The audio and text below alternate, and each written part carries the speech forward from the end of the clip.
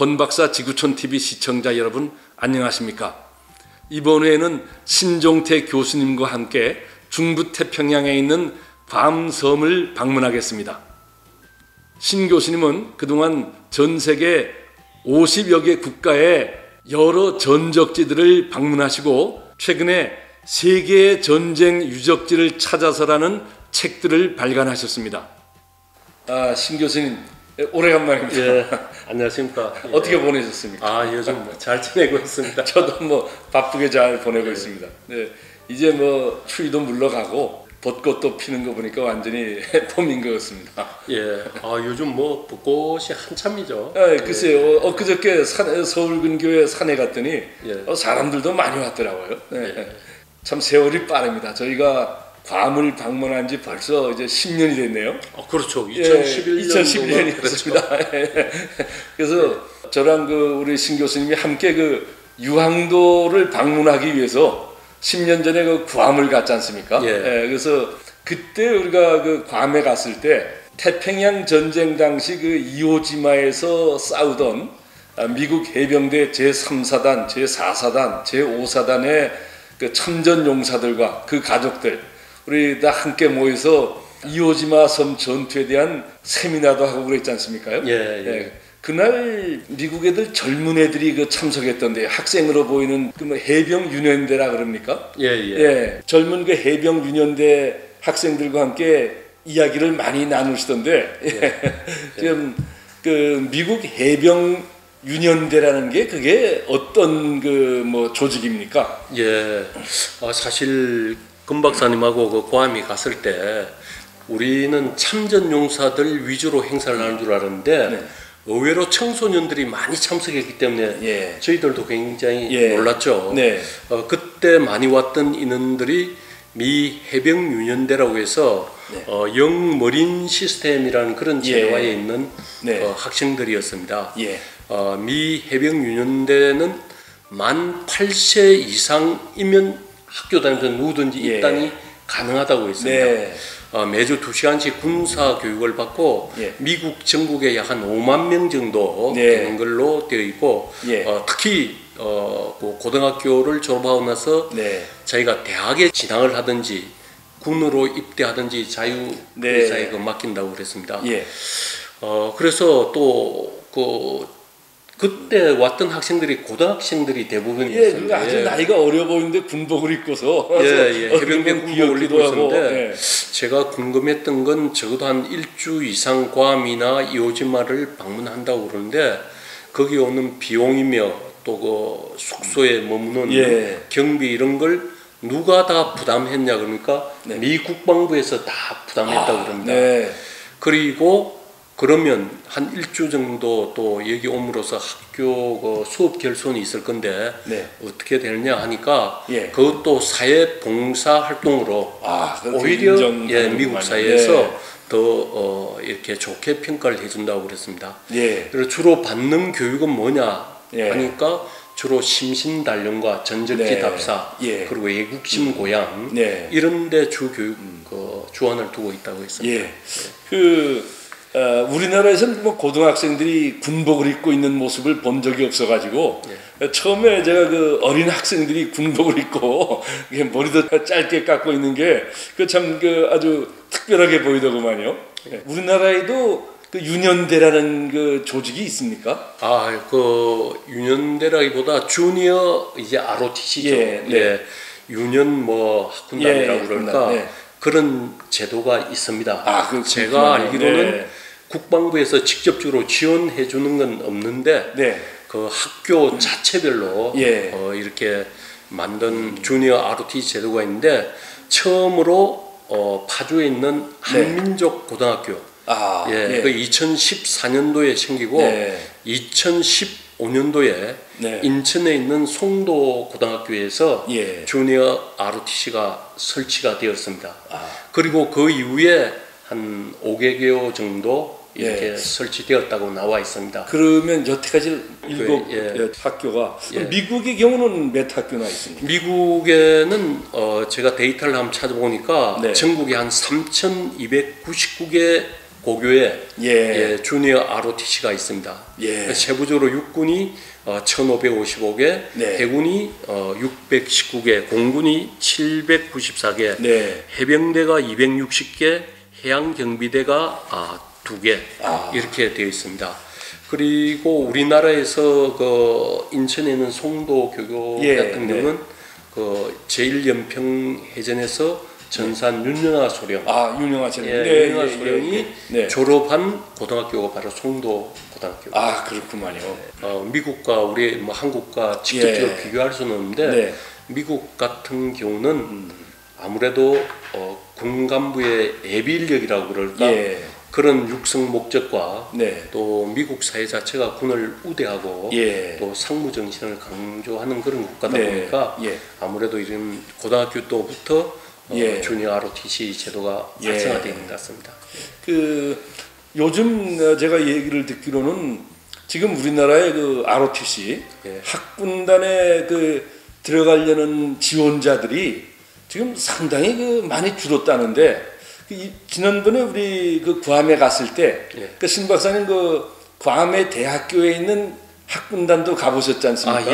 그거 좀 얘기 좀 해주시죠. 이제 그런 분야 관심이 많아서 괌 대학 학군단에 직접 방문을 해봤습니다. 거기 소개에 태평양 태평양 지역에서 하와이 대학을 제외하고 유일하게 있는 학군단이 하와이 대학 제외하고 유일하게 학군단을 가지고 있는 대학이네요. 그렇습니다. 전반적인 이제 미국의 ROTC 제도의 시스템은 우리 한국과 거의 비슷합니다. 비슷한데 제가 그 학군단을 방문했을 때 학생들은 아무도 없었습니다.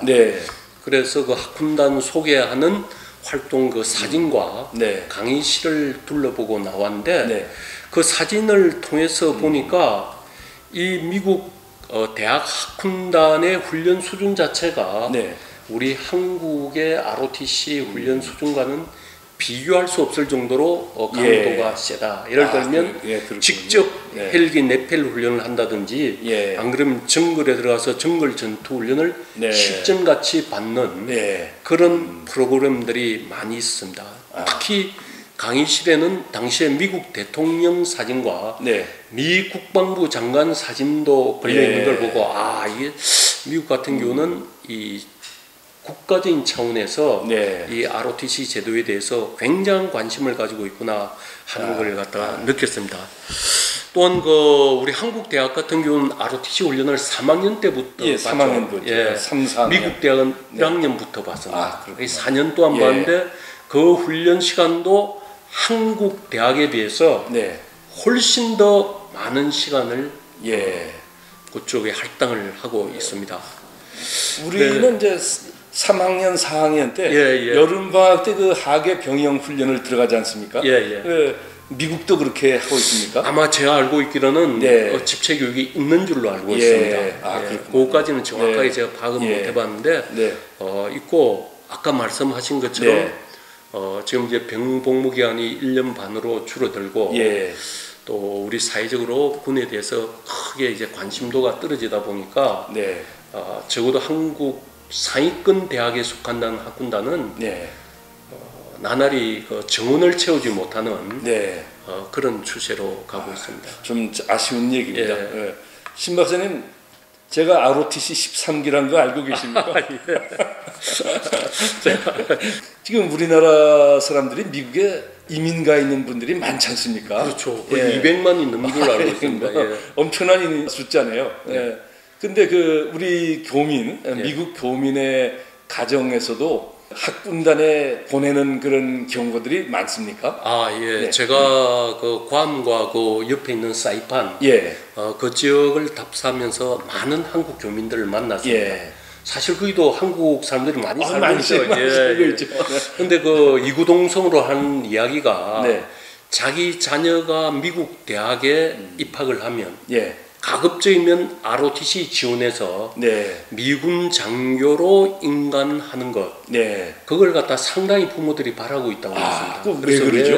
그러냐 보니까 사실 동양계가 미국 사회에 가서 신분 상승을 하기가 좀 힘들지 않습니까? 그렇죠. 그런데 ROTC를 들어가서 미국 장교가 되면 자연적으로 미국 사회에서 신분 상승이 된다. 아, 그렇겠네요. 그 이면에는 그만큼 미군 장교들에 대한 그 어떤 대우나 사회적인 인식이 높다 보니까 자녀를 그 길을 통해서 미국의 주류 사회로 들어갈 수 있게끔 부모들이 많이 강조하는 것 같습니다. 그러니까 결국은 미국뿐만 아니고 그 소위 말하는 선진국, 강대국 이런 그 나라들의 사회 밑바탕에 보면 그 상무 정신이 도도하게 흐르고 있죠. 미국에서는 군복무를 했다는 그 자체만으로도 자기가 사회에 나와서 취업하는데 많은 가점을 이렇게 받고 있으니까 그렇게 될 수밖에 없다고 생각합니다. 개인적으로 상당히 좀 부러운 그런 생각이 드네요. 그리고 그 괌이 먼저 크지 않은 섬인데 저도 그 괌을 한 두 바퀴 돌아봤습니다. 근데 남쪽에 가니까 그 마젤란 그 도착한 그 항구도 있고 그런데 거기서 그 멀지 않은 곳에 그 태평양 전쟁이 끝나고 약 한 30년 되죠. 그 일본군 병사가 괌 그 남쪽에 있는 정글지대에서 이름이 요코이라고 아마 알고 있는데 그렇습니다. 저기도 한번 가봤습니다. 그런데 이제 신 교수님은 또 저보다 그 뒤에 가보셨으니까 혹시 또 뭐 변화가 있을지 모르겠는데 좀 얘기 좀 해주시죠. 그쪽이 유명한 관광 명소로 지금 알려져 있죠. 괌 남부 밀림지대에 그 탈라 폭포공원이라고 있습니다. 그 안에 바로 요코이 동굴이 있는데 그 사건 개요는 1972년에 그곳에서 아주 놀라운 일이 벌어졌죠. 1944년 8월달에 미군이 이제 괌을 점령하자 일본군 패잔병들이 밀림으로 다 도주를 많이 했습니다. 그때 이 요코이가 자기 동료들 한 10명 정도하고 같이 이제 밀림 속에 들어갔는데 1945년 8월달에 이제 전쟁이 끝나죠. 끝나고도 이 10여 명이 끝까지 미군에게 항복하지 않고 그 밀림에 이제 응거를 하게 됩니다. 물론 이제 본인은 전쟁이 끝난 줄도 몰랐다고 얘기를 하지만 그 이후에 미군들의 숱한 그 선무 공작인 걸 보면 아마 전쟁이 끝날 것이다 하는 것도 알았을 겁니다. 그런데 이 한 10여 명 중에서 세월이 흐르면서 대부분 영양실조로 죽고 18년이 지났을 때는 3명이 살아남았습니다. 3명이 살아남았고 또다시 2명이 죽으니까 1명 남은 이 요코이가 그 폭포 주변에 있는 그 강물에서 이제 생선이나 새우를 잡아서 무려 28년 동안 이제 혼자서 살았던 겁니다. 그래서 나중에 주민들에 의해서 우연히 발견되게 됩니다. 처음에 주민들이 봤을 때는 짐승인 줄 알았다. 아주 귀한 짐승인 줄 알고 이발도 못했어요. 잡았는데 보니까 이제 일본 사람이었던 거예요. 바로 확인하니까 그런 사연이 있었는데 이제 일본으로 귀환했을 때 용 대접을 받게 되죠. 그리고 이 요코이는 1997년 82세의 나이로 이제 죽게 됩니다. 근데 막상 그 요코이 동굴에 가서 보면 동굴이라기보다 그 강 옆에 조그만 토구를 타놓고 완전히 어디 무장관 적들 그 응거지 구축하듯이 그렇습니다. 이 완전히 한 30여 년을 갖다가 이렇게 살아왔던 겁니다. 그래서 제가 그걸 보면서 느낀 건 평소에 군인들에게 정신교육 이런 걸 시키는 것이 얼마나 중요하고 또 그 일본 군국주의의 세뇌 교육이 얼마나 무서웠다 하는 것을 다시 한번 깨닫게 되었습니다. 저도 그 남태평양을 다니면서 그런 경우를 여러 개 봤습니다. 그러니까 1980년대 초에 그 남태평양 솔로몬 군도에 벨라라벨라라는 조그만 섬이 있습니다. 근데 거기서 그 주민들이 그 일본인으로 보이는 그 사람을 정글 속에서 발견했다는 그 보고를 정부에 해가지고 솔로몬 군도 정부에서 일본 대사관에 연락을 하고 그 일본 정부에서 옛날 벨라라벨라 섬 그쪽에서 전투에 참여했던 장교들 그 사람들이 와가지고 방송으로 하고 전단지를 뿌리고 해서 빨리 나오라고 이제 항복하라고 그렇게 했는데도 일본군이 나오질 않았습니다. 그리고 제가 팔라우 섬에 오래전에 갔었었는데요. 팔라우 그 제도 남쪽에 그 펠렐리우 섬이라고 있지 않습니까? 아주 격전지죠. 그 섬에는 전투가 끝난 후에 2년 4개월 후에 일본군 34명이 한꺼번에 항복을 했습니다. 예. 그것도 항복을 안 하는 거를 자기들은 일본이 진 걸 다 알죠. 이제 예. 그 미군들이 와서 전단지도 뿌리고 방송도 하고 그러니까 아는데 자기 직속 상관으로부터 항복하라는 명령을 받지 않았기 때문에 예. 우리는 항복할 수 없다고 끝까지 버티다가 근데 그 사람들 상관들은 또 사실 다 전사했어요. 예. 그래서 그 하여튼간에 태평양 전쟁 당시 그 고위직에 있던 군인들이 그 가가지고 항복하라고 명령을 해서 그 정글 속에서 34명이 나오는 그 좀 희한한 일도 그 있었습니다. 그리고 그 이제 괌의 가장 큰 그 도시인 아가나 역사 기념공원 박물관이라고 있지 않습니까? 예. 그 상당히 규모가 크던데요. 어휴, 그 그렇죠. 섬의 뭐 크기에 예, 비하면 엄청난 크기의 그 군사 박물관인데 말이 그 역사 박물관이지 사실은 뭐 가보시면 알겠지만 군사 박물관이죠. 예. 근데 괌의 인구도 몇 원 안 되는 그런 조그만 도시에 그렇게 큰 군사 박물관이 있다는 게 교수님은 좀 어떻게 느꼈습니까? 예. 제가 느낄 때는 미국 사람들은 지나간 그 역사, 네. 특히 전쟁 역사에 대해서 예. 잘 그 보존하고 예. 또 그 교훈을 갖다 후손들에게 물려주고자 네. 하는 의지가 굉장히 강한 네. 것 같았습니다. 예.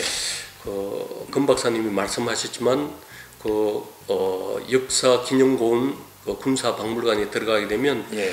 태평양 전쟁의 발발 배경부터 시작해서 네. 그 전쟁이 끝나는 예. 그 과정까지 아주 단계별로 네. 잘 유물을 전시해두고 또 괌을 방문하는 예. 많은 그 학생들이나 관광객들에게도 예. 지나간 역사에서 배울 수 있는 예. 그런 교육의장으로 잘 활용하고 예. 있다고 생각되었습니다. 그 박물관 안내 팜플렛을 주는데 보니까 정말 지금 교수님 말씀하신 대로 태평양 전쟁의 그 시작하면서부터 예. 일본이 항복할 때까지 그것을 크게 그 아주 구체적으로 정리해가지고 그 무료로 나눠주는 걸 보고 야 뭔가 조금 하여튼 다르다 이런 걸 느꼈고 그 다음에 이 얘기가 좀 달라지지만 이스라엘의 그 두 번째로 큰 도시인 텔아비브 예, 그 인구 뭐 몇십만 그렇죠. 명밖에 안 됩니다. 예, 몇십만 명 인구인데 가보니까 군사박물관이 4개가 있더라고요. 많이 있죠. 그래서 야 이거 뭐 인구가 이게 수십만 명밖에 안 되는 도시에 군사박물관이 4개씩이나 있으니까 근데 이스라엘이 주위의 그 큰 그 아랍 국가들과 상대하면서 전쟁을 여태까지 여러 번 치르면서도 항상 이겼고 또 군사적으로 지금 사실 아랍 국가들이 이스라엘을 어떻게 넘나보지를 못하지 않습니까? 그리고 그런 것이 그 이 사회 바탕에 그 상무정신 이런 게 상당히 많이 작용하는 것 같습니다. 저도 말씀하신 것처럼 그 군사박물관을 다 가봤는데 제가 느낄 때는 이스라엘은 4번의 큰 전쟁에서 승리했다는 그 자부심 하나로 국가가 유지되어 가는 것 같습니다. 네, 그렇습니다. 다시는 뭐 뺏기지 않겠다는 그런 뭐 국민들의 이러한 결의가 국방의 기본이 되는 게 아닌가 생각됩니다. 신 교수님, 우리 지금 우리가 북한 핵의 위협을 받고 있지 않습니까? 이런 상황에서 괌섬과 한반도와의 안보 관계 여기에 대해서 좀 어떻게 생각하십니까?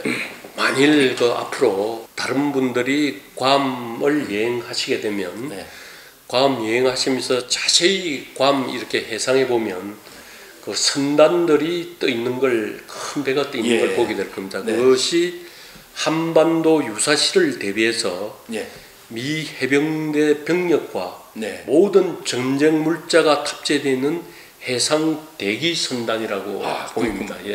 그게 굉장히 그 얼마나 괌이 우리 한반도로 봐서 중요한 전략적 위치인가를 알 수 있고 또한 이제 한반도와 괌이 한 3,000km 정도 떨어져 있죠. 거기에 미국의 중요한 전략 자산들이 많이 배치가 되어 있습니다. 맞습니다. 그 배치되어 있는 목적 중에 하나는 물론 중국도 있지만 한반도에서 전쟁이 나면 즉각 거기서부터 뭐 폭격기라든지 B-52 또 이 엄청난 폭장량을 가진 그런 비행기 또 뭐 해병대 해군도 거의 대기했다가 이제 한국으로 오게 되죠. 그만큼 한국과는 굉장히 그 밀접한 관계를 가진 섬이 바로 이제 그 고함이라고 또 볼 수 있습니다. 네. 그리고 제가 이제 그쪽에 답사하면서 한인 이제 교민으로부터 네. 이 택시 운전수로부터 들은 이야기인데 그 중요한 이제 앤더슨 기지, 네, 앤더슨 기지, 네, 그쪽에 네. 미군 군인 숙소들이 네. 한 2, 3층 되는 숙소들이 많이 있는데 네. 그 운전사 하는 이야기가 예. 저 숙소들이 많이 비어 있다는 겁니다. 예. 그 비어 있으면서 많은 미군 간부들이 아가나 시내에 집을 얻어서 살고 있답니다. 예. 네. 왜 그 미군 숙소들을 많이 비웠냐면 만약의 경우 여기에 많은 병력이 지원되면 네. 즉각 그 숙소를 네. 사용할 수 있게끔 네. 예비로 비워놨다는 겁니다. 그런 것처럼 그런 걸 듣고 야 미국이야말로 네. 진짜 전쟁에 대비해서 네. 항상 준비를 갖추고 있는 국가구나 네. 이런 걸 좀 만나겠습니다. 아 교수님 또 이렇게 바쁘신데 와주셔가지고 하여튼 또 이렇게 좋은 말씀 해주셔서 감사합니다. 예, 네. 고맙습니다. 예,